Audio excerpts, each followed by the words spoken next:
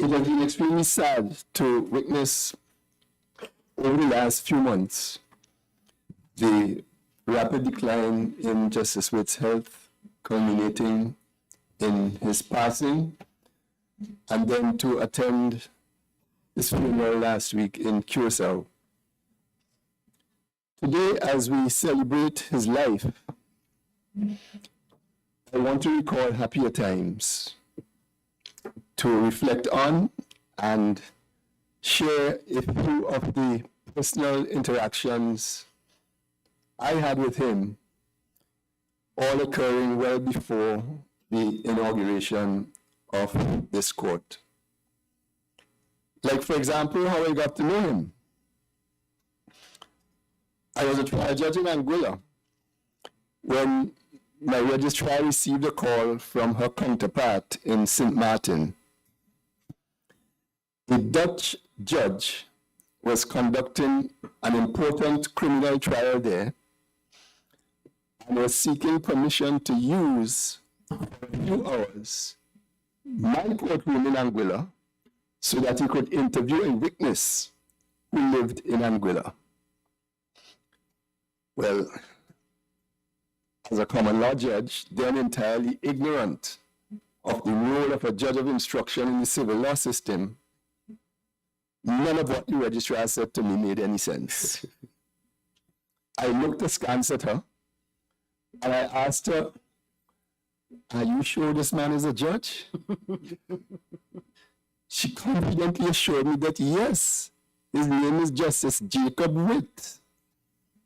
And thus began a lifelong relationship of collegiality and friendship. The Anguilla courthouse in which he interviewed the witness was embarrassingly not the most comfortable. It was a very old courthouse. And actually, construction of a new court was then in progress and almost completed. So I decided to invite Justice Wit to witness and participate in the opening ceremony of the spanking new court building. I wanted to make sure that if he had another witness to interview, he would do so in more salubrious surroundings. In casual conversation, I mentioned all of this to my Chief Justice, Sir Dennis Byron. And to my surprise, he indicated that Justice Wit was a close friend of his. He also told me that, intriguingly, Bob had turned his back on what might have been a promising career as an opera singer in order to become a judge. Well, it turned out that there was a prominent member of the Anguilla Bar who just loved to sing. He still does. Courtney Abel will sing at the drop of a hat. He had a rich baritone voice. His favorite number was one that was covered by the likes of Tom Jones, Elvis Presley, and many others. I believe, you know the song? I believe that every drop of rain that falls. He had a lot of practice singing that song because he sang it all the time. He was pretty good at it. So who was the better vocalist, Mr. Abel or Justice Wit? Sir Dennis suggested that at the opening ceremony for the new courthouse, I should have Courtney and Bob both face off or sing off. And so it came to pass. On the appointed occasion, the last item on the printed program simply said, "The duel." All throughout that opening ceremony, Anguilla's assembled dignitaries, all of them, bedecked in their finest, seated in the open courtyard, furiously fanning themselves to keep cool, constantly asked each other, "What is this duel?" We had kept the details a secret. The ushers themselves had no clue And when the insistent inquiries were scaled up to me, the man in charge of the proceedings, I shrugged and said, well, they just have to be patient and wait and see. And so it was that after the welcome and the blessings and the prayers and the tour of the building and the multiple speeches were all over, we got to that mysterious item on the agenda. And Courtney Abel approached the podium to unleash a cappella a superb rendition of I Believe. He was fantastic, outdoing himself and earning a very generous round of applause, even as many of us had all heard it before. When he was done, the Honorable Mr. Justice Jacob Wit of the Antillean Court was introduced. Bob had brought with him a little boombox, into which he carefully inserted a cassette containing his musical accompaniment. And then as the strains of music wafted out, he launched into a scintillating performance of O Sole Mio, delivered, of course, in impeccable Italian. Never mind, no one understood a word. We all knew the song, and the performance was flawless, also generating tumultuous applause. And then the audience had gotten the picture. And of course, every duel must result in a victor and the vanquished. The audience looked with bated breath to yours truly, the judge.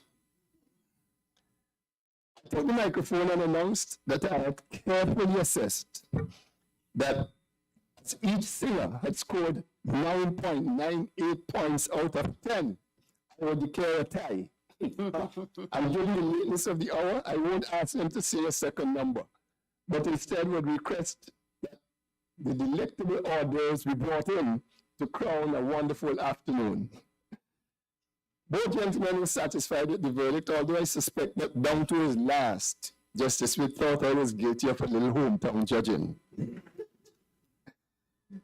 The last reminiscence I wish to share occurred in November of 2004.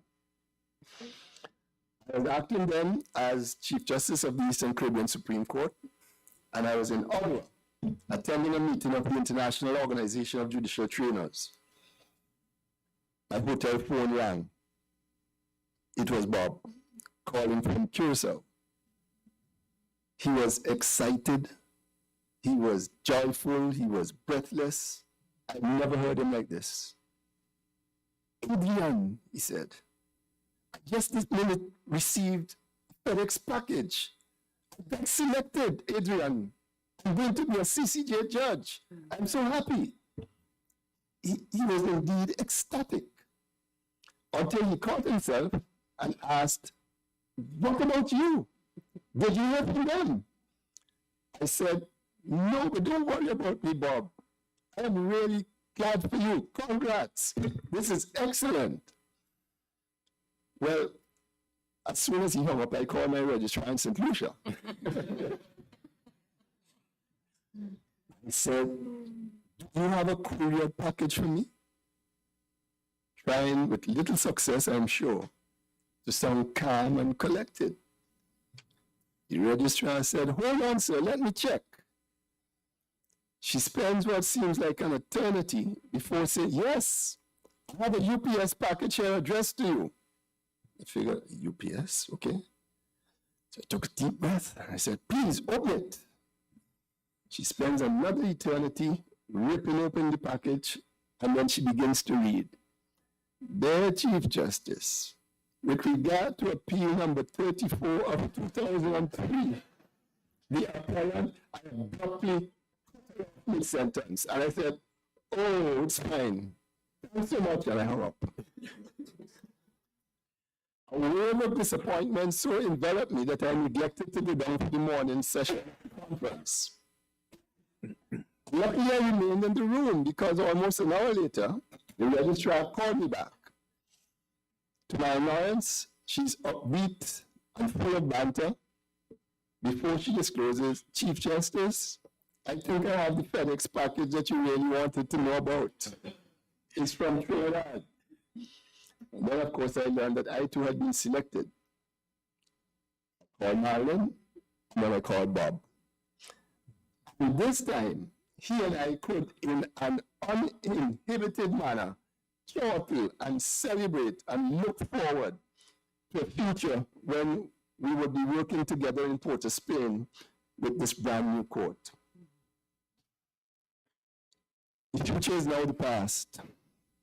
The intervening 19 years between that phone call and the present have been among the most enriching in my life, thanks in large measure to Justice Witt's keen intellect, his curious mind, his generosity of spirit, his collegiality. Up until 5 years ago, his chambers and mine were side by side. He taught me about the civil law and about judges interviewing witnesses and the legal systems and methods of the civil law. I augmented his knowledge of the common law and its systems and methods. We shared similar perspectives on justice, fairness, and constitutional and legal interpretation. We wrote several judgments together, and sometimes, when the rest of the bench considered us extreme, we collaborated on dissents. Justice Witt has, in my estimation, easily been the most valuable member of this court. His loss to the region is irreplaceable. He brought to the CCJ and to CARICOM not just his native Dutch and his knowledge of the Surinamese legal system, but also his practical understanding of economic community law and a keen insight into the weaknesses of the common law from a perspective that cannot be matched by any of us who take for granted a legal system we have inherited and never questioned. Most of all, he brought his inimitable wit. We dearly miss you, Bob. The CCJ will never be the same. Throughout it all, he was always supported by his wife, whose loving care, especially over the last few months, has been amazing. Sheila, I pray that you will find the strength to bear this grievous loss. I extend to you, to Bob's daughters, to the entire family, our most sincere condolences. May you rest in peace. The court's first president, the Right Honorable Justice Michael de Labastide, was chairman of the Regional Judicial and Legal Services Commission that had the foresight to appoint Justice Wit to this court. Justice de Labastide wrote to me last Friday, and I would like to share his letter with you. It reads as follows. Dear Adrian, many thanks for your email of January 20th, 2024, letting me know about the special sit-in which will be held on Wednesday, 31st January 2024 at 9:30 a.m. to honor the passing of the late Mr. Justice Jacob Wit. I welcome this opportunity of expressing my privilege and pleasure of having had the opportunity of meeting and getting to know Justice Wit, and of having had the advantage of working with him. He was an extremely active and busy member of this new court.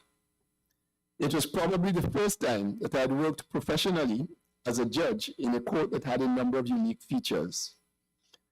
It was also the first time I administered justice and developed a jurisprudence that was guided by the principles of the French common law. I'm delighted to report that during the period of time that we worked together, I found Justice Wit to be an extremely bright and meticulous judge who, by his performance in the Caribbean Court of Justice, brought nothing but credit to the reputation of that system of jurisprudence, an area which English common law entered into with some timidity. His premature death represents a very heavy loss to justice in the region, in the Commonwealth, and indeed in the world generally.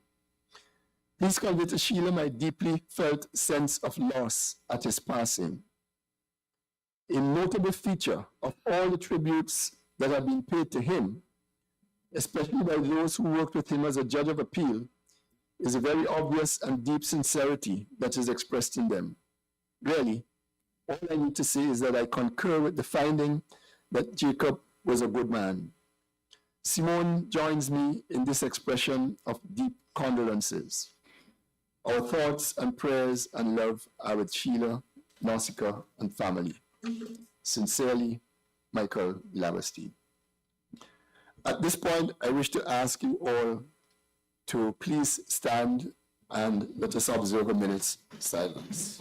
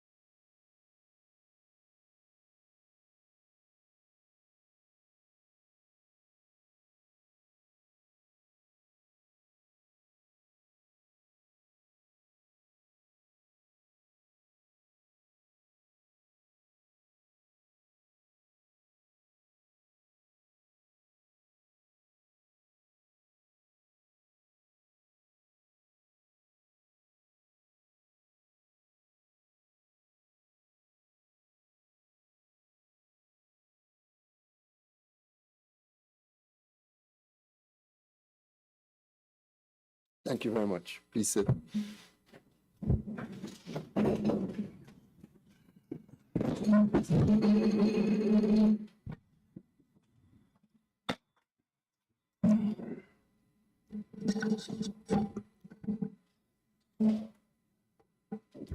President and judges of the Caribbean Court of Justice, distinguished jurists, ladies and gentlemen,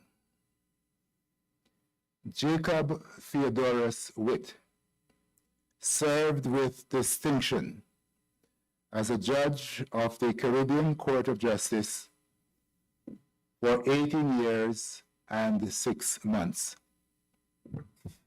For most of that time, he was also the ranking member of the CCJ Academy for Law, the educational arm of the court, which he helped to conceptualize and establish in 2010. For most of that time, too, he was president of the Constitutional Court of St. Martin.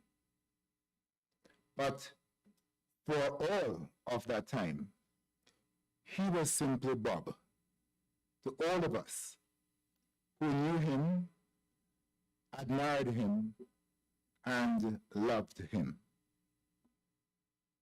Bob came to the CCJ from the Netherlands via the Dutch Caribbean.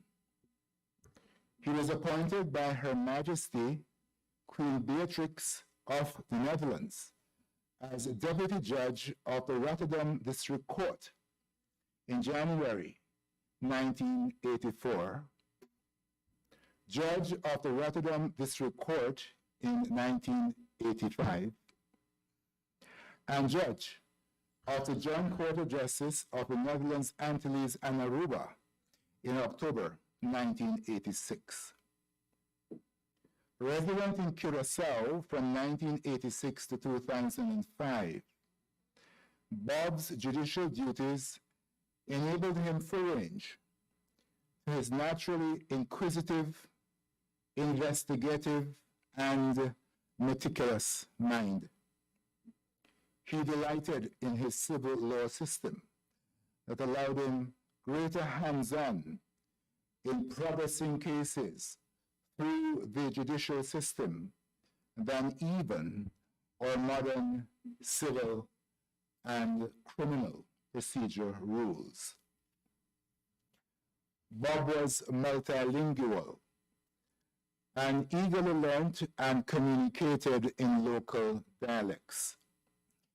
He thereby endeared himself to the people of the islands of the Dutch Caribbean, even with those for whom he arranged accommodation as guests of Queen Beatrix. Bob became a member of the inaugural CCJ bench in 2005. He was the court's lone civil law judge. Using this unique position and his trademark sense of humor to dissect, praise, and criticize the common law as he considered appropriate.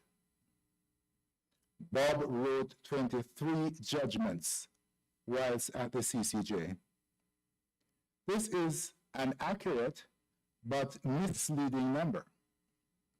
More accurate is the number 226, the cases in which he sat and in which he applied a rigorous and searching eye, pushing his colleagues to the writing of a more perfect opinion. He wrote the lead judgment for the court 14 times, some of these as co-author with his colleagues. He issued 2 concurring opinions and 7 dissents. Each judgment he wrote was a masterclass of clarity, analysis, profundity, and often humor.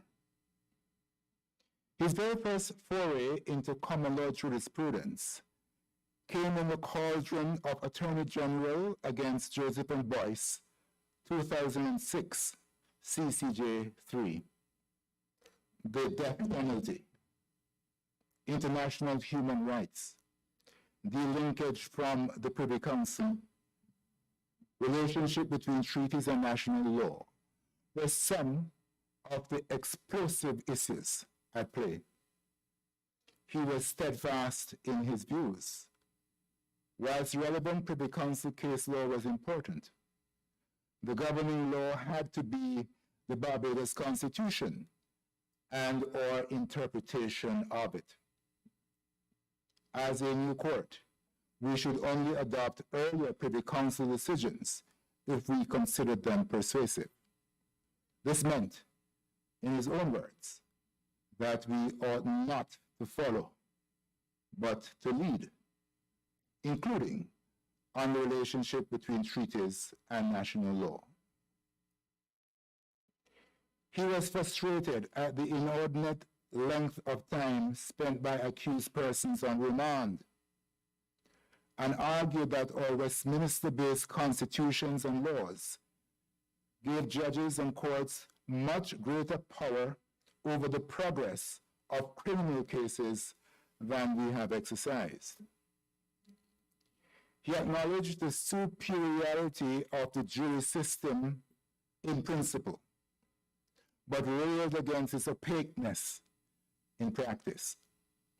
Just last June, in his brilliant 2023 lecture in Guyana on rethinking criminal justice, he recounted with his trademark wit the story of an American case in which the damning evidence against the accused was so devastating that even the defense counsel had thrown in the towel. The jury retired for less than an hour, but to universal astonishment, returned with a unanimous verdict of not guilty. Stunned, the judge asked, "Not guilty? But on what ground?" To which the foreman replied, "Insanity." "Yes, yes," replied the still disoriented judge. "But all 12 of you?" Bob believed in the principle of just deserts. He believed that convicted persons are sent to prison as punishment and not for punishment. So he insisted on visiting prisons to assess prison conditions in each jurisdiction to which the CCJ traveled, often convincing his colleague judges to join him. In the leading case of the Costa Hall against the Queen, 2011, CCJ 6, he fathered the principle that time spent in custody before trial should count as time spent under the sentence imposed at trial. Bob delighted in delving into the intricacies of his beloved Roman Dutch legal system, an opportunity afforded him by the Civil Law Act 1916 of Guyana. That act substituted Roman Dutch law by English common law and equity, but also retained and codified certain portions of Roman Dutch law, especially on immovable property. In Ram Kishun against Fong Ki Fong, 2010, CCJ 2, Bob relied on the interpretation of Roman Dutch law in South Africa to find that even in the absence of fraud, the transfer of land to volunteers was subject to a prior agreement between the claimant and the deceased landowner. In Thakur against Ori, 2018, he found the melding of the common law and Roman Dutch law allowed for adverse possession, supported, as he found, by a little philosophical gem of Lockean stature tucked away in the deeply entrenched provisions of the Guyana Constitution. Quote, land is for social use and must go to the tiller. He was looking forward to adjudicating the cases from the mixed system of St. Lucia. Bob was intensely interested in the possibilities of the Caribbean community underpinned by the revised Treaty of Chaguaramas. A strong strategic thinker, he advocated for a single judgment in the original jurisdiction based ultimately upon the majority view, a position now reflected in the CCJ rules of court. He reconciled the possibility that there could be dissenting views by nominating a judge's signature of an OJ judgment merely as indication of the judge's participation in the deliberations rather than assent to any specific decision in the judgment. For this reason, upon his insistence, the decisions in the OJ are always attributed to the court rather than specific judges, even to the point of avoiding the use of the collective pronoun we. Bob's impact extended far beyond the cases. He was a resident linguist and humorist. He was a bridge to Suriname and the Dutch Caribbean. He was a constant force in the CCJ Moot competition. As ranking member of the CCJ Academy for Law, he poured his energy and intellectual creativity into many of the Academy's initiatives, including its fourth biennial conference held in St. Martin from 27 to 29 October 2016, which for the first time brought together Caribbean judges of different countries, legal systems, cultures, and languages. For over a year, Bob helped to plan the Academy's 7th biennial conference in Barbados on reforming criminal justice in the Caribbean. Through failing health, he never missed a beat. He was involved in everything, suggesting topics, identifying and reaching out to prospective speakers, making calls, monitoring registration, keeping the conference practical. As fate would have it, he fell irrecoverably ill the very weekend of our scheduled travel to Barbados. We are comforted in the success of the conference in adopting the Needham's Point Declaration, which is fast becoming a landmark for criminal justice reform in the region, a worthy legacy to a great jurist.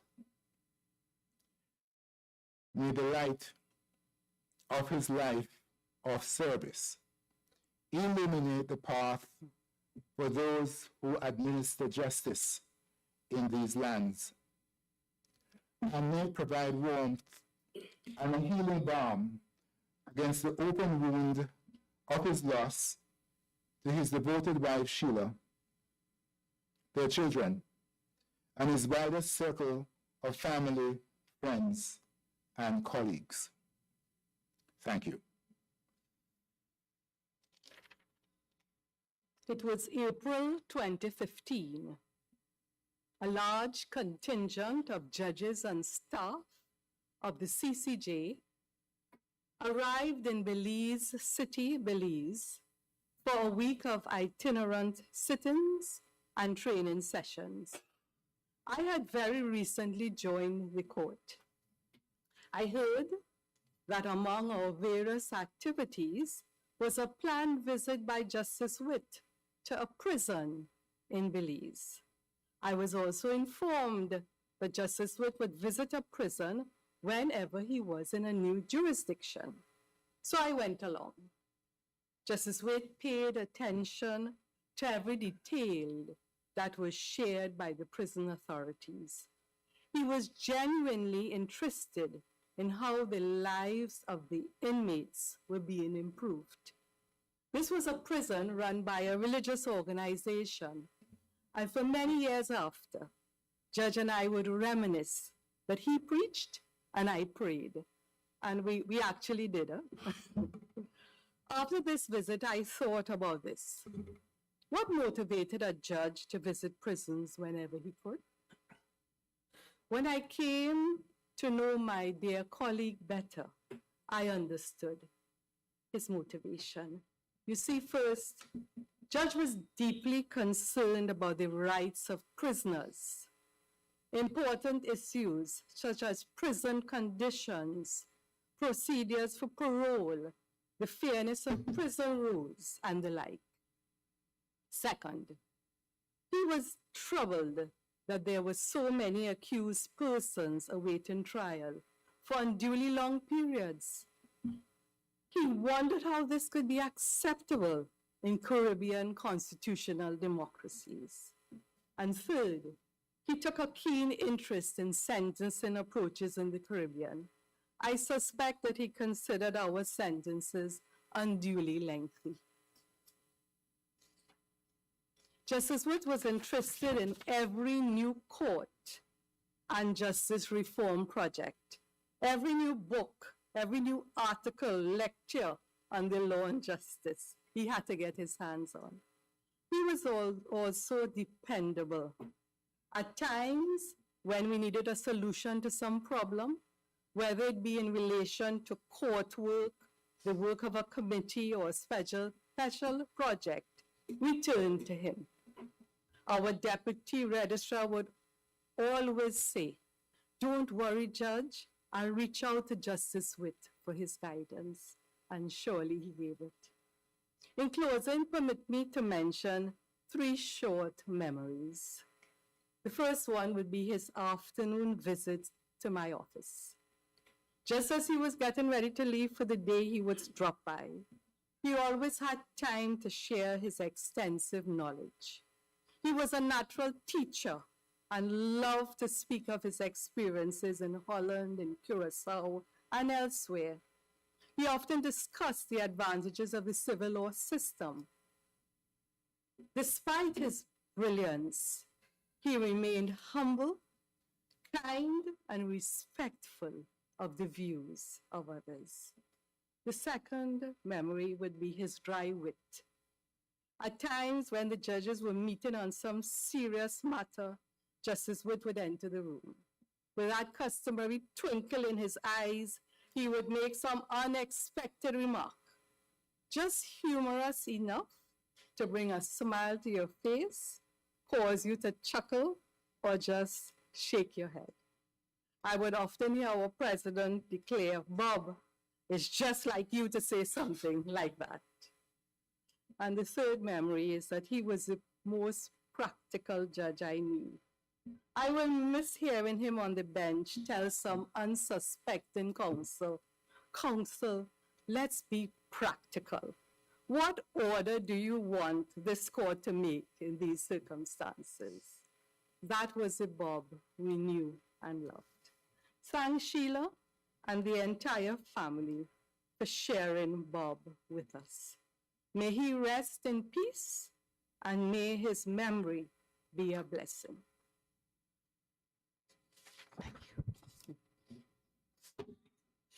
Bob was a true polyglot. I am told the languages he spoke were Dutch, English, Papiamento, Spanish, French, and German. And then he understood Russian and Hebrew. And then he was learning Yiddish, Latin, and Portuguese. A wit such as that was so absolutely inspiring because that capacity for language spoke to an ability to understand, to relate to different ways of communication. Justice Rajnath Lee shared with me an article recently about what makes a person a polyglot. And there were 4 characteristics which went into that polyglot development. One of them was enjoyment. You need to enjoy learning the language. You need to enjoy the idea of speaking the language. Other characteristics required method and system. And these were so classically Bob. Bob was so methodical, so systematic, so organized in his thinking. And then the 4th one was patience. I would say patience and discipline. You need to decide that you will see this through. You will devote the time that it takes over the 6 or 9 months or the year that are required to learn the language. And that was so quintessentially Bob. Judges come and go, and another judge will fill the vacancy created by Bob. No one will take his place. As the president indicated, he was perhaps the most valuable of the judges.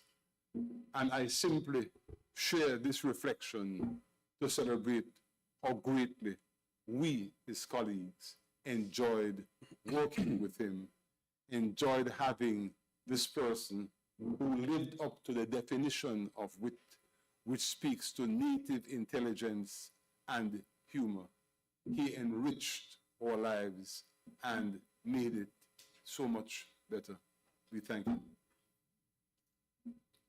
Mr. President, distinguished jurists, distinguished ladies and gentlemen, I wish to join my sister and brothers in paying tribute to our dear friend and colleague, Justice Jacob Wit. We called him Bob. Bob's passing is without doubt a monumental loss for his family, the CCJ, the courts of Curacao and St. Martin, and to the wider Caribbean region. I first met Bob in person in February 2019 when I joined the CCJ. But I felt as though I had known Bob long before this time. I had been assiduously reading his judgments, which I later found out truly reflected who Bob really was. In this regard, I feel compelled to share with you his 2015 dissenting judgment in Guyana Sugar Corporation and Dinosaur, a judgment which I consider to be a jurisprudential masterpiece.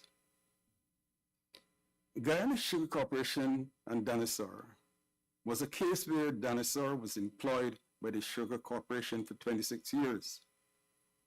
One morning, he turned up in the Sugar Corporation's cane fields, hoping to be allocated work. When no work was forthcoming, Dinosaur grabbed the foreman and punched him. For this, Dinosaur was dismissed without notice or severance payment. The question for the CCJ was whether, on a proper interpretation of the relevant legislation, Dinosaur was entitled to 1 month's salary in lieu of notice and also to severance payment. Two members of a very strong bench, Nelson, JCJ, and Hayton, JCCJ, held that Dinosaur was entitled to 1 month's salary in lieu of notice, but not to severance. Justice Wit dissented. His dissent was built on a sustained metaphor of the bittersweet history of sugarcane in Caribbean society. He started his judgment as follows. I can't help liking this. He said, life in the cane fields of Guyana is not easy. Cane cutters have a tough job. In the words of the Trinidadian poet Faustin Charles, cane is sweet sweat slain.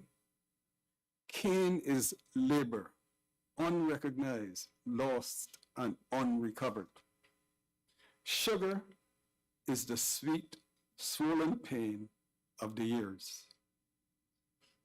Against this backcloth, Bob conceded that his fellow judges had construed the relevant statutory provision in a scholarly manner. He added, however, the problem is that construing the provision in this scholarly manner does not, in my respectful view, make much sense in a world where ordinary people, like the respondent, are toiling to make a living by the sweat of their brow. Mm-hmm. He ended his masterclass in judgment writing. This is my view. He ended it with this lament, that Dinosaur ends up, after 25 years of service, with nothing more than a month's salary, is bitter, very bitter indeed. For me, this judgment is a perfect reflection of Bob's abiding judicial philosophy that law must always be used to ensure justice in society. Over and beyond this, Bob was an eminent jurist who has made an enormous contribution to the development of Caribbean jurisprudence. He was truly an inspiration for all who knew him well, and I am grateful for the opportunity to have known him and worked with him during the few years I have been at the CCJ. I pray that the Almighty may give to all who now mourn his passing the faith and strength to deal with his loss. May his legacy live on, and may his soul rest in eternal peace. Thank you. Justice Jacob Wit was exceptional in so many ways.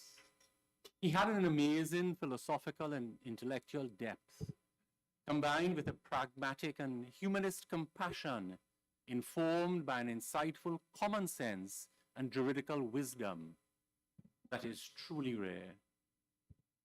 Practical justice for real people in their lived circumstances was his overriding objective.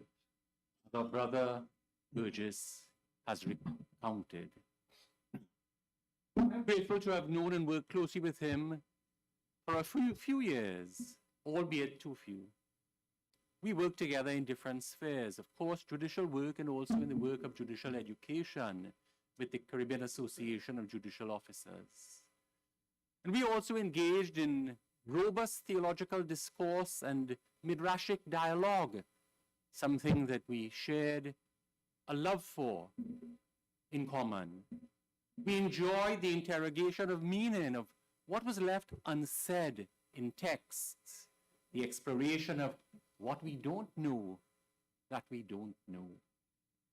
His inspiration will continue to prompt critical legal thinking and the development of a relevant Caribbean law. Surely that is a just legacy. His encouragement to be forever curious and to explore the law from multiple perspectives, even in seemingly heretical ways, will always inspire me. I will not easily forget his urgings, always with a huge grin and a penetrating gaze, to question my beliefs and to always ask, is it true? Peter, is that really true? Are there other possibilities? Imagination was surely his greatest asset. A juridical imagination fueled by a fire to do justice for ordinary people, and hence an unparalleled jurisprudential creativity. Bob was a genuinely good person and an outstandingly great judge. Baruch haba b'Shem Adonai. Shalom, Bob. May your journey continue with light, life, and love until we meet again. Mr. President, other distinguished judges of the Caribbean Court of Justice, other distinguished jurists present, Mr. Attorney, ladies and gentlemen, my formal remit this morning is to deliver remarks on behalf of former President Byron, but please permit me to extend condolences on behalf of my wife and myself and the entire judiciary of Trinidad and Tobago to Sheila and the family and loved ones of our departed brother, Justice Wit. Permit me also to associate myself with all of the very laudatory and positive remarks of the preceding speakers with regard to his wit, his keen intellect, and the indelible contribution that Justice Wit has made to regional jurisprudence. What now follows are the words of Sir Dennis Byron. The passing of Justice Jacob Wit has saddened me because our lives intertwined despite the great differences in our backgrounds. I was a native of St. Kitts and Nevis and a lawyer trained and practicing in the common law traditions. Jacob Wit, a native of the Netherlands, was trained and practicing in the traditions of civil law.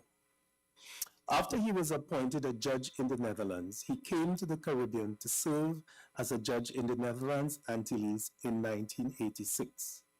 Normally a 3-year assignment, but he never returned to his homeland, becoming by choice a Caribbean resident.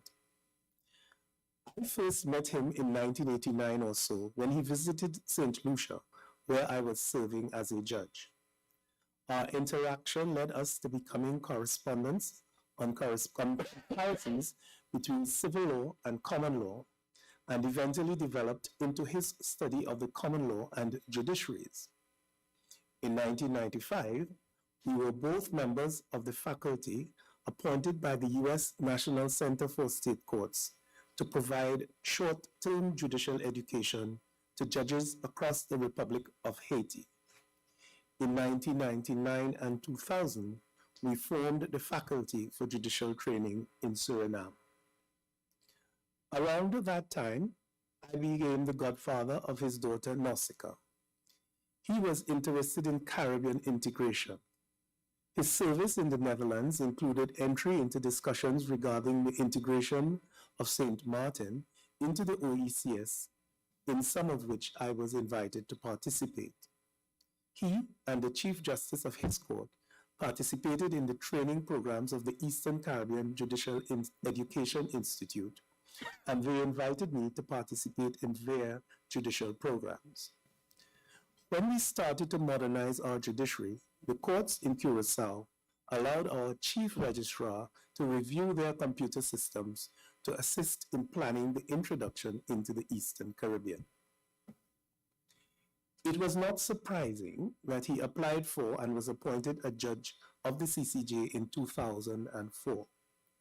As part of the initial group of judges, he contributed to the definition of the role of the court in both its appellate and original jurisdictions. His Dutch origins and civil law education contributed to the jurisprudence of the court. In 2011, after I was appointed president of the CCJ, working with him was tremendous.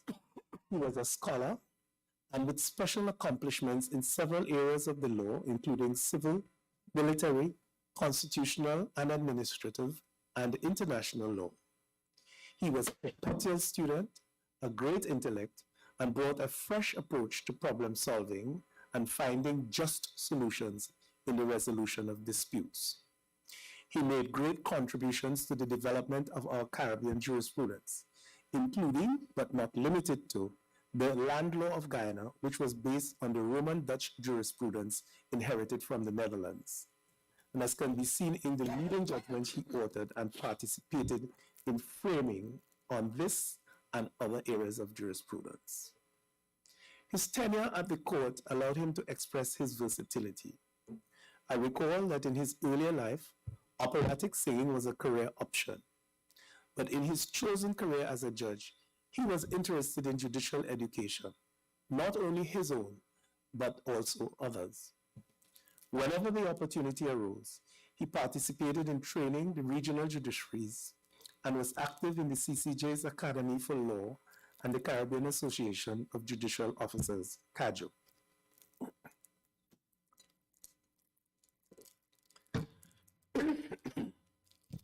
I think one of the more memorable anecdotes that illustrates his consistency of character and commitment to human rights is that he always made it a point to visit the local prison in every Caribbean island he visited.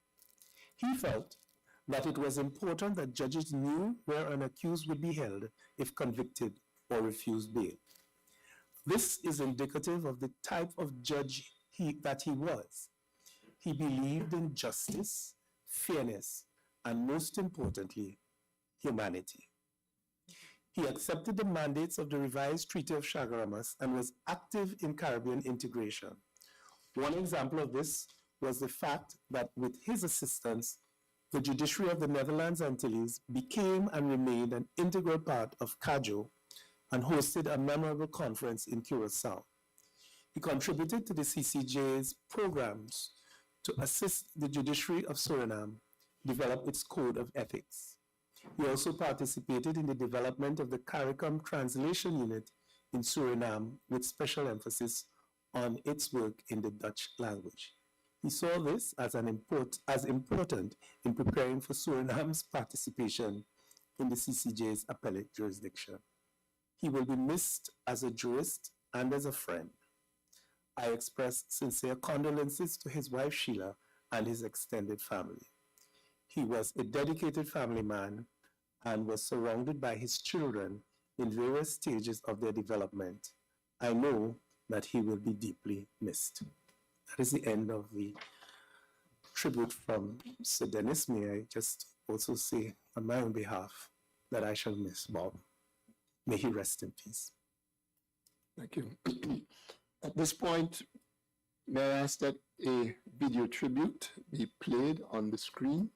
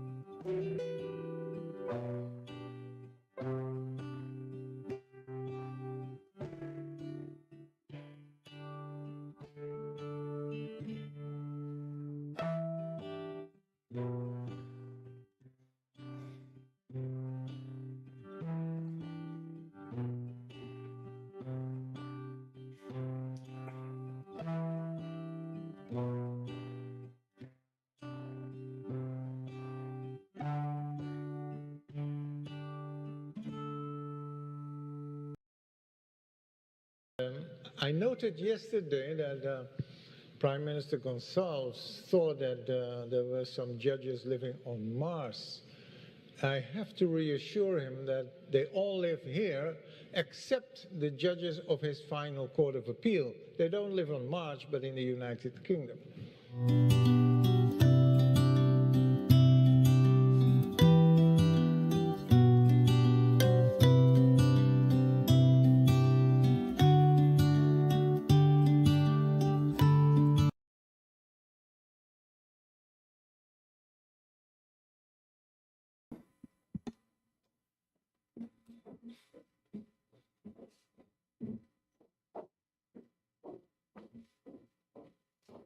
Your Honors, precious in the sight of the Lord is the debt of his saints.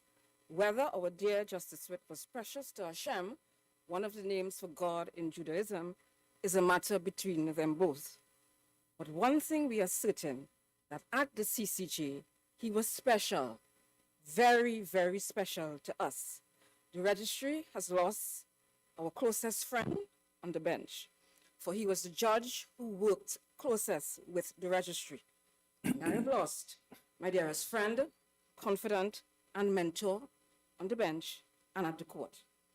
With conversations aplenty, ranging from those about, according to him, his beautiful Caribbean girl, Sheila Wit, to Nausicaa's engagement, and his chagrin that I would even think of him supporting Brazil over the Netherlands in any future soccer encounters, Brazilian son-in-law or not.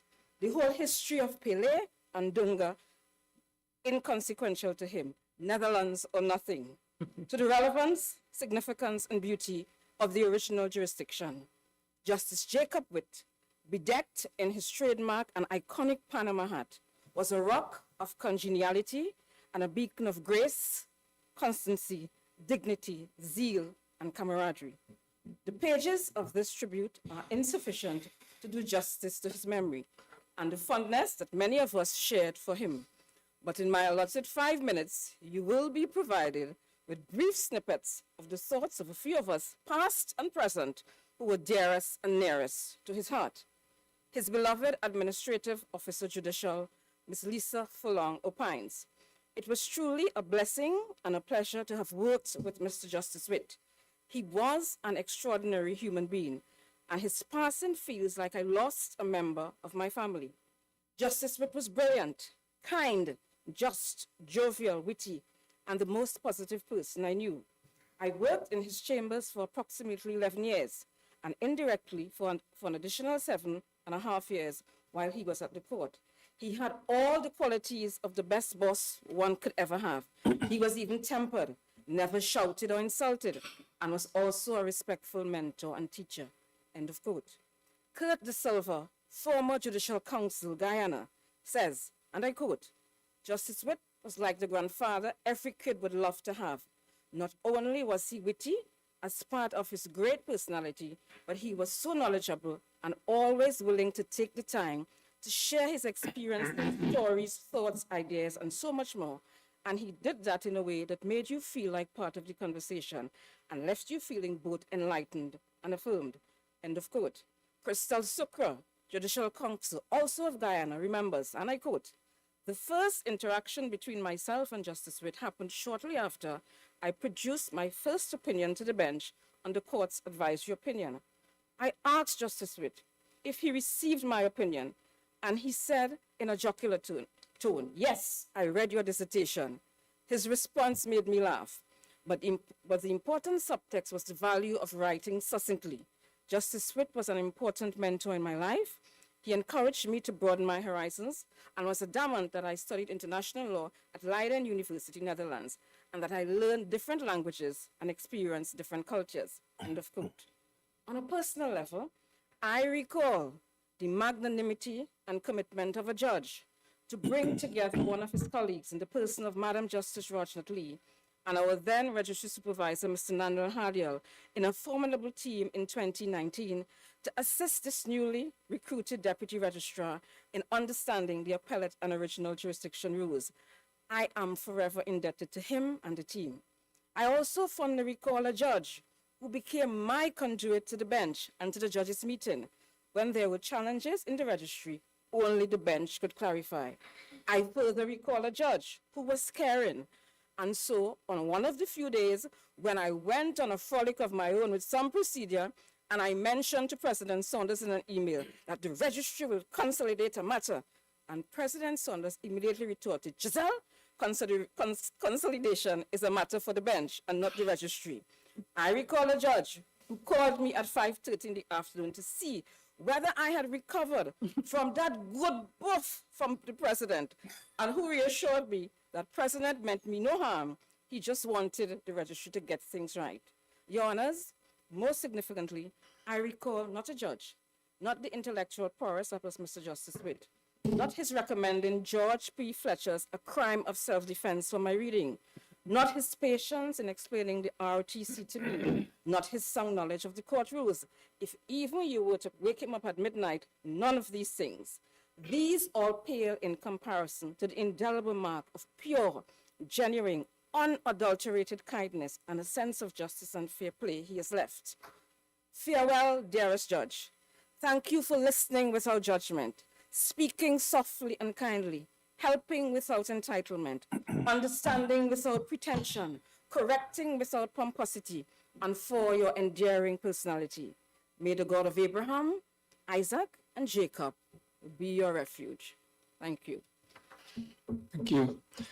We now hear from Ms. Navibax, who I believe is coming in virtually.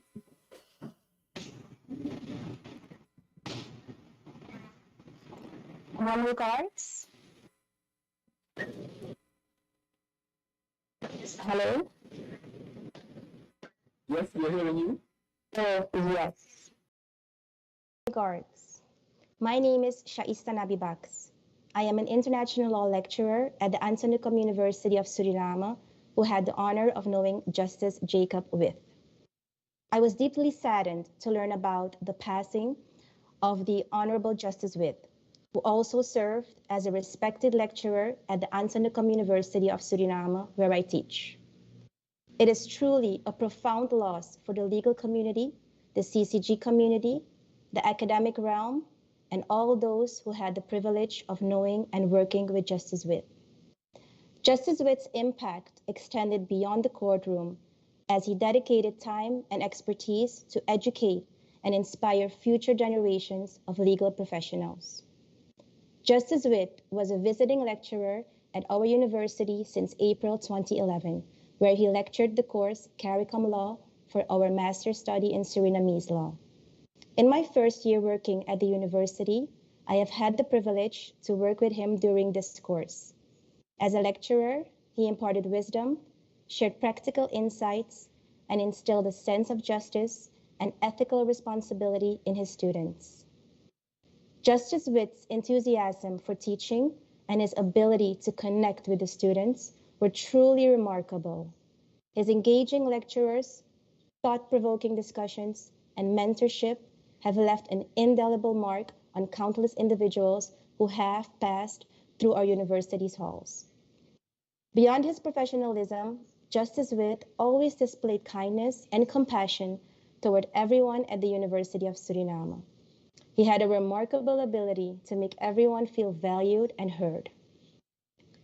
I also had the honor of appearing before Justice Wit during the CCG International Law Moot Court Competition in 2019, 2022, and 2023 as the team advisor for the team from Suriname. Justice Wit spoke Dutch, so when the students and I, as team advisor, participated, we always conversed with him in Dutch. During the competition in 2019, one of my students had to answer a question from one of the judges, but she did not know the word in English. Justice Wit, the sitting judge of the moot, kindly offered to translate the word when she mentioned it in Dutch. This act of kindness will forever be a cherished memory for the students and myself. In 2022, during the CCG moot, Suriname won the Best Academic Institution Award for the first time. The judges, especially Justice Wit, were very proud and happy that Suriname participated. The judges were impressed and surprised how well the Surinamese students did and participating, even though Suriname is a non-English speaking country. In 2023, last year, Justice Wit said to me, "We will see you next year in 2024. This year in 2024, the court is organizing the 14th CCG moot. All the students participating this year will not see Justice Wit in person, but I know he will be there in spirit because he loved the CCG moot. It is with a heavy heart that we bid farewell to a beloved judge, colleague, and esteemed educator. The void left by Justice Wit will be deeply felt, but the impact of his teachings and his commitment to mold future legal professionals will endure for generations to come. To the friends, colleagues, the CCG community, and most of all, the family of Justice Wit, I offer heartfelt condolences on behalf of myself, the lecturers and students of the Antonicum University of Suriname, and all the mooters from the Surinamese team of 2019, 2022, and 2023. I'll end with a quote. "The best way to honor the memory of a judge is to continue the pursuit of justice with the same dedication and passion they exemplified. He will be missed. May his soul rest in peace. Rust zacht." Thank you.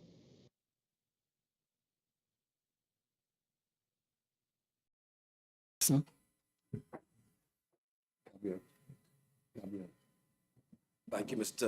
President, judges of the Caribbean Court of Justice, fellow jurist, distinguished guest. Thank you very much for the privilege offered to me to give tribute to this wonderful man, Justice Jacob Wit. The time allowed to celebrate Justice Wit is really not sufficient to do justice to this exceptional and literally one-of-a-kind Dutch jurist with a civil law background, sitting in a court with jurisdiction over predominantly English-speaking common law countries, Caribbean countries. The impact of this Dutch jurist was far and it was wide. Much has already been said about his scholarship, his contribution to our regional jurisprudence. Justice Wit brought to bear his distinctly blunt, direct, sometimes unsubtle, but most definitely independent approach to his work as a jurist and his ability to speak to issues. This was particularly so when he engaged with the deficiencies in our criminal justice systems. Coming from a civil law background where delays were very uncommon, he lamented the unacceptable delay that many litigants experience while awaiting trials for their proceedings, many of them often spent in pretrial custody. It was a genuine concern of his that I personally saw that he demonstrated from the very beginning of his new role as a judge at the Caribbean Court of Justice. I know this because this is how I came to meet Justice Wit, Bob. In 2005, very shortly after the ceremonial opening of the law term in Trinidad and Tobago, I received a call from Justice Wit, who only months before had been sworn in as a judge of the CCJ. No fuss, no pretentiousness. He simply wanted to understand the problem of delay, and he simply picked up the phone. My secretary says, "A CCJ judge, Justice Wit, is on the phone." He was an authentic man. No pretentiousness. He wanted to understand the problem, and he called me. We had never met before. He had listened to the opening speech of the then Chief Justice, and he had become keenly aware of the troubling backlog in the hearing and disposal of criminal proceedings. He just could not understand how this was possible and how it was acceptable. He wanted to meet with me as the then Director of Public Prosecutions to understand what could be the explanation for these deeply disturbing delays. Justice Wit's genuine concern remained a consistent feature of our conversation over the ensuing years, during which time we became friends, and indeed, it remained the subject matter of our very last thoughtful conversations when, as Justice Anderson said, he, as a co-chair of the 7th Biennial Law Conference of the CCJ Academy of Law, held in October of 23, insisted with his usual bluntness that as a region, we could not afford yet another talk shop that would conclude without practical solutions that would produce tangible results for our people.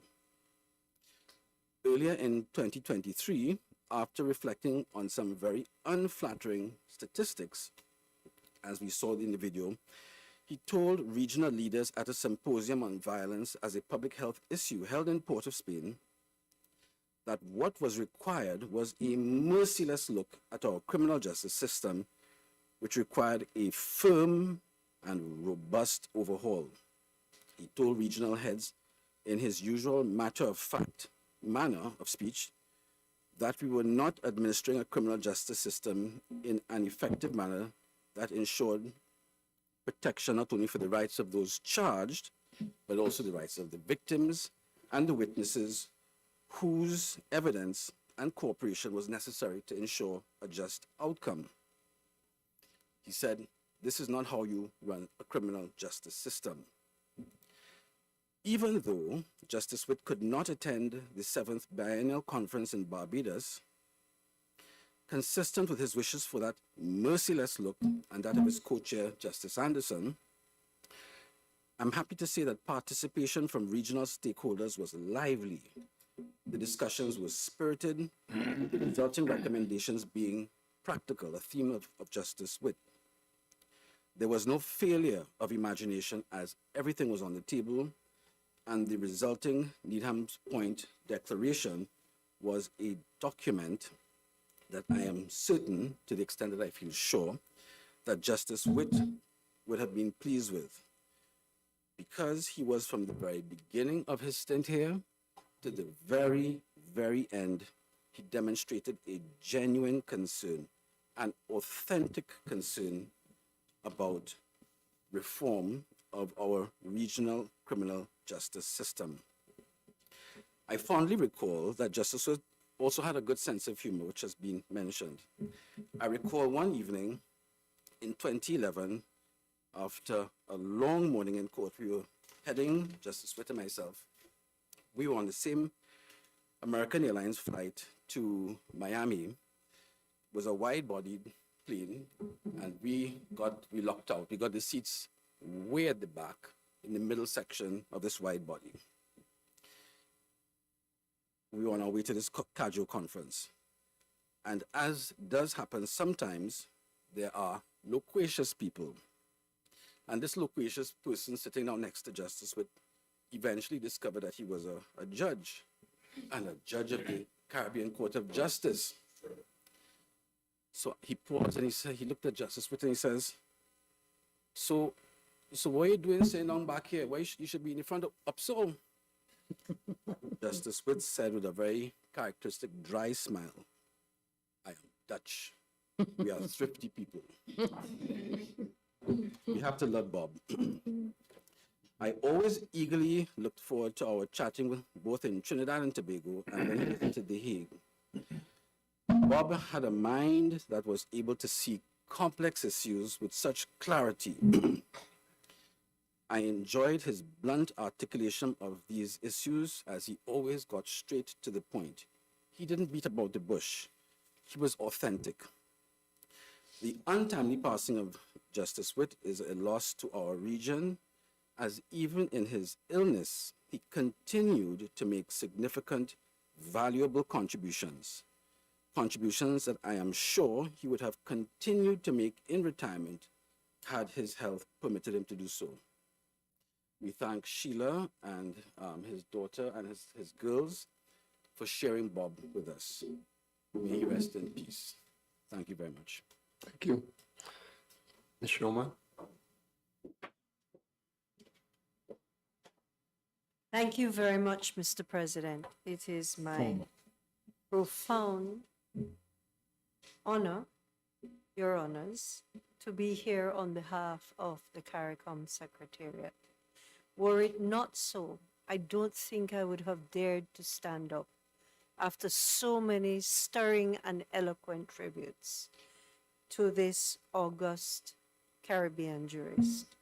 But on behalf of Secretary General Dr. Carla Barnett and the entire Secretariat, I bring the expression of a profound sorrow and the assurance that CARICOM joins all here and throughout our community to pay tribute to His Honor, Justice Wit, a jurist whose impact on the jurisprudence of our legal community and whose unwavering commitment to justice will be remembered for generations.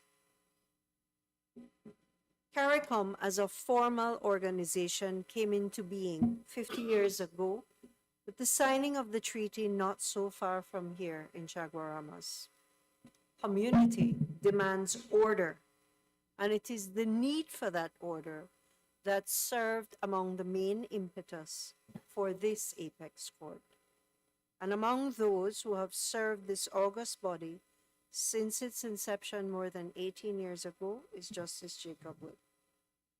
Justice Wit, not by birth, but by deliberate choice, conscientious action, and deed, became in spirit and soul a true son of our Caribbean sun and soil, and we are both proud and privileged to claim him. He possessed, as many have said before me, that rare combination of sharp legal acumen coupled with a deep sense of humanity. His dedication to upholding the principles of justice conjoined with a genuine concern for the well-being of those who appeared before the court and those who didn't, left an indelible mark on everyone fortunate enough to enter his courtroom in person or virtually. My Assistant General Counsel, Radha Parmanan, who had the great good fortune to serve with Justice Wit, instructs me that as a mentor and guide, Justice Wit had an extraordinary ability to teach and distill complex legal matters into accessible wisdom, fostering an environment where colleagues and advocates alike could learn and grow.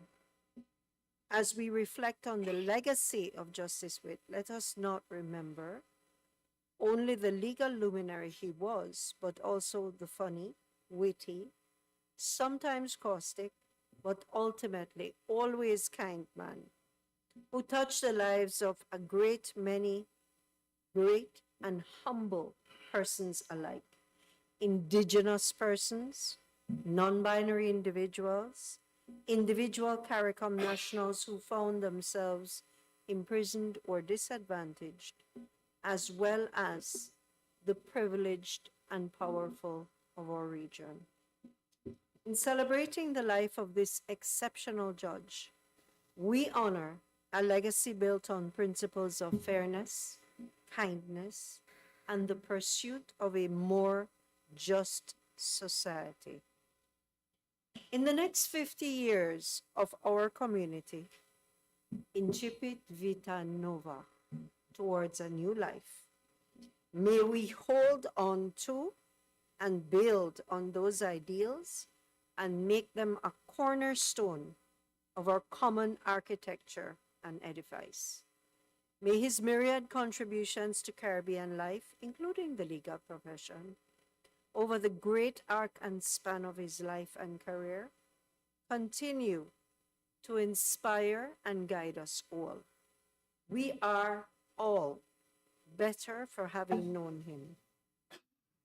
Los sinceros pésames de todos nosotros en la comunidad a su estimada esposa, a su querida familia y a sus amigos. Ave at que vale, Justice Wit.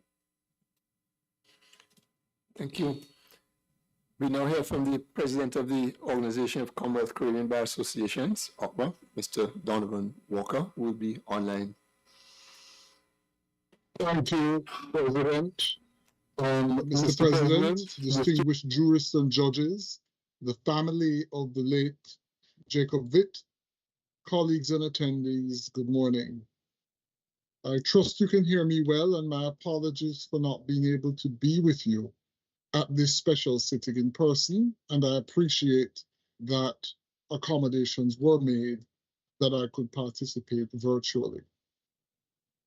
On behalf of the Organization of Commonwealth Caribbean Bar Associations, we extend our sincere condolences on the passing of the Honorable Justice Jacob Wit, particularly to his beloved wife, Mrs. Sheila Wit, his daughters, his family members, the Caribbean Court of Justice judges and staff, as well as his friends and colleagues. Mr. Justice Wit served the CCJ with distinction as a member of the inaugural CCJ bench from 2005, and he diligently served this court until his recent retirement in December 2023. As the lone civil judge in the CCJ, he will be sorely missed. He's credited for his in-depth knowledge and understanding of both common law and civil law traditions and legal processes. We endorse the views expressed at this special sitting by his brother and sister judges that he was a valuable judge of this court. As we have heard this morning, Justice Wit served as a ranking member of the CCJ Academy for Law, as well as providing services as the president of the Constitutional Court of St. Martin. Justice Wit was the 2020 recipient of the Netherlands Juristen Vereniging Award because of his long and effective contributions to forging and maintaining public trust in the judiciary in a turbulent environment. Judges, family members, colleagues, and friends, there's an old Japanese haiku, which is a Japanese poem. It says simply this: everyone can hear your song, but only those who love you will hear you sigh. Justice Wit heard, understood, and responded to our collective regional sighs, not only hearing them, but offering the healing balm of his reasoned, clear, and concise 23 judgments in this court in 226 sittings of this court.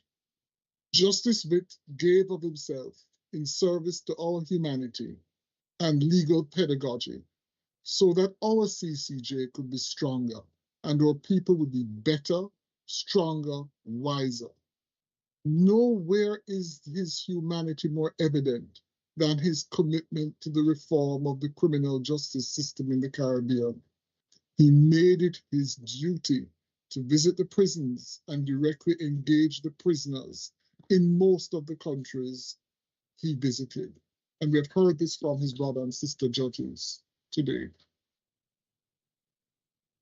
In Akbar's interactions with Justice Wit, there was a meeting held in 2023 between members of the CCJ judiciary and the Akbar executive. Justice Wit made many useful suggestions as regards the work and growth of Akbar. Justice Wit was clearly passionate about Akbar reaching out and taking steps to invite the Suriname Bar to join Akbar. And I'm pleased to advise this special sitting that we have followed his suggestions. And I have reached out to the Suriname Bar to commence this process, which I expect will be formally completed, certainly by the middle of this year. Thank you so much, Justice Wit. So you see, Justice Wit was passionate about understanding the pulse of Caribbean society, as well as the challenges of the various stakeholders in our legal systems. He will be remembered as a strong and persuasive advocate for progressive change.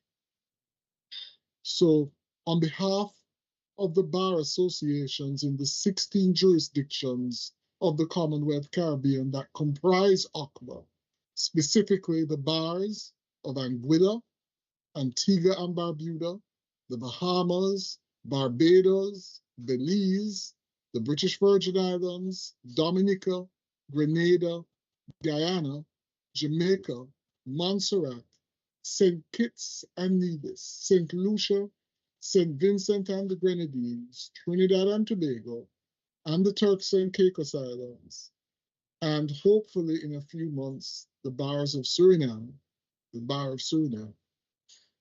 We salute and pay tribute to Justice Jacob Wit and salute his valuable, long, and distinguished career as a judge of the Caribbean Court of Justice.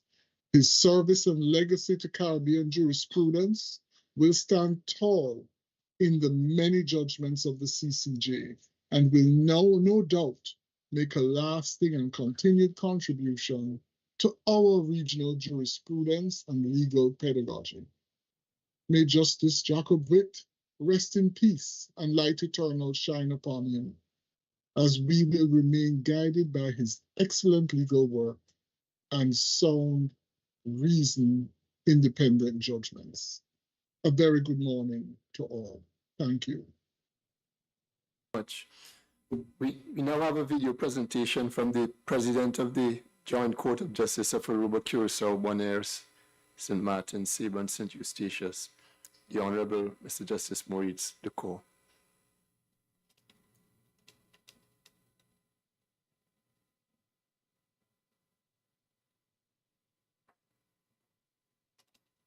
Good morning, colleagues of the Caribbean Court of Justice and all who are now present in Trinidad. It is with great sadness that we have heard about the passing away of Mr. Bob Wit. Like his daughter said during his funeral last week, there are no words sufficient to describe a legend and no words sufficient to describe the legacy that Mr. Wit leaves behind. Bob was a pathfinder. He was a bridge builder. He brought us together in this wider Caribbean region. Here in our Dutch Caribbean islands, he was well loved and much respected because of the role he played as a judge. He was very human and always trying to put in practice what he preached, bringing law into practice for the justice for the people. He not only did so as a judge here in our Dutch Caribbean islands, but also as a president of the Constitutional Court of St. Martin, a unique institute in our Dutch kingdom. And that was a brainchild of his. And he did a spectacular job by not only put it into practice, but also set different cases at the Constitutional Court with the effect needed, where the certain drafts of law were tested within the constitutional frame. And he did so not merely because he wanted to be a judge in the Constitutional Court, but he wanted to protect the human rights and the constitutional rights of the people of St. Martin. That is an example that describes Bob Wit best. He wanted justice for the people by using his role as a judge as a vehicle towards that end. That he left the Dutch Caribbean islands and went to Trinidad for the Caribbean Court of Justice was something that fit him best, because by working as a judge at the Caribbean Court of Justice, he combined his knowledge, extended knowledge of the Dutch Roman law with that of his interest for the common law. And there again, he was a bridge builder. He tried to merge these two systems and again, to bring justice to the people. I want to extend once more our deepest sympathy to all of you there, all his direct colleagues at the Caribbean Court of Justice, and may he rest in peace. And as we say here in Papiamento, cu luz eterno lusape. Thank you very much. At this point, I wish to ask Ms. Nausicaa Wit, Justice Witt's, one of Justice Witt's daughters, to say a few words. Nausicaa?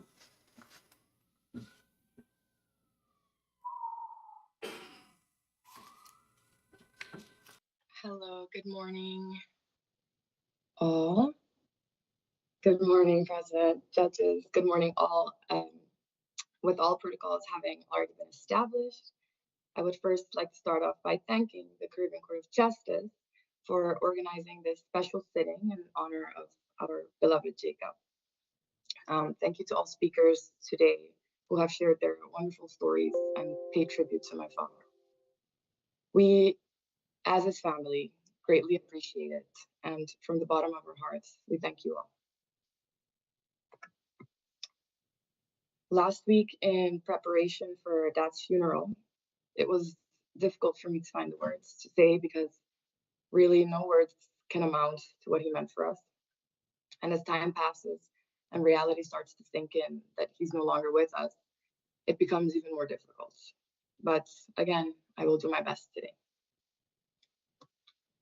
As you all know, it's clear to see that Jacob was very passionate about his work, dedicated, disciplined, a hard worker with a passion for learning new things and acquiring immense knowledge. Many years ago, when we were still living in Curacao, my father was working on a judgment that needed to be released the following morning. He had been working on this document for days at this point. Of course, at some point he needed a break, quickly went to the kitchen to make himself a cup of coffee, only to return to a desktop with absolutely no document on it. Because his little 2-year-old daughter decided it was a good idea to enter his office, play around on his computer, and accidentally delete all of his hard work of the past day. Was he upset and frustrated?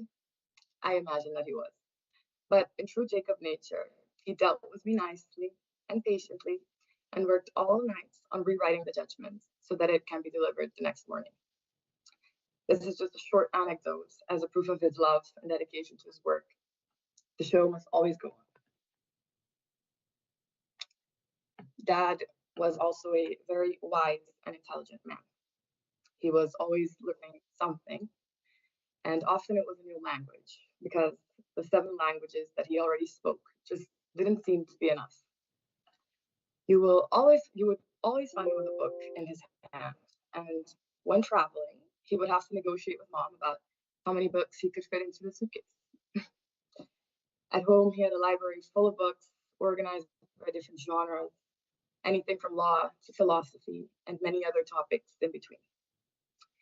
He kept his mind constantly active, never stopped learning, and this has been an example to us.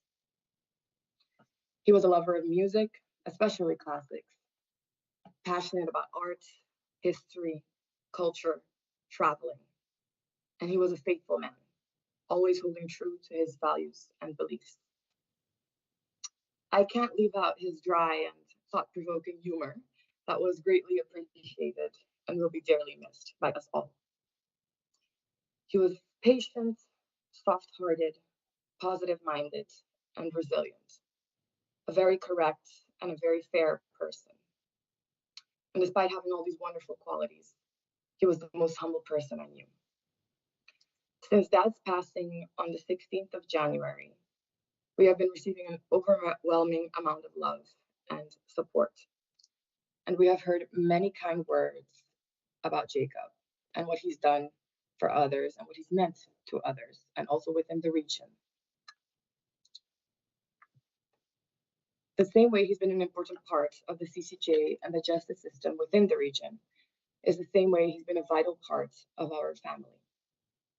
He was a father, a husband, a grandfather, a father-in-law, a brother, a son, and much more. He had a lot of love for his family. Although he was constantly working, somehow he was still able to give us so much of him. He taught our family good values and principles that will stay with us forever. He was always involved and interested in his children's progress and development, making sure that good education was top priority for us. Because we all live at a distance from each other, all his kids, he loved when the whole family would be together, and it was clear to see that moments like these made him the happiest. Jacob always found it important to provide for his family also, and to make sure that everyone is well taken care of. He was a true father, a true husband, and a family man. That's what he was to us. What I also admired about him is the love and respect that he had for my mother, and the love that they shared for each other. In the courthouse, my dad was the judge, but at home, that definitely wasn't the case. My mother made him a promise that until the very end, she would not leave his side. And that's exactly what happened. Not even for a minute did she leave his side. I thank the both of them for showing me what marriage and true love looks like. Dad's soul was pure, and his heart was good, truly, truly good. He had been so good to the people around him. He lived a full life with an abundance of love, blessings, and opportunities that he worked hard to create for himself and for his family. Needless to say, we love him dearly, and we are extremely grateful to have experienced him in this lifetime. He has been an absolute blessing in our lives, and not a day will go by that we won't think of him. May his soul rest in eternal peace, and may we all remember the honorable justice and the honorable man that he was. Thank you. Thank you very much, Oscar. That brings us to the end of our special sit-in in honor of our dear brother, Jacob Wit. I would ask that you, those of you who can, join us for light refreshments. The ushers stand ready to guide you to the venue. The escort now rises.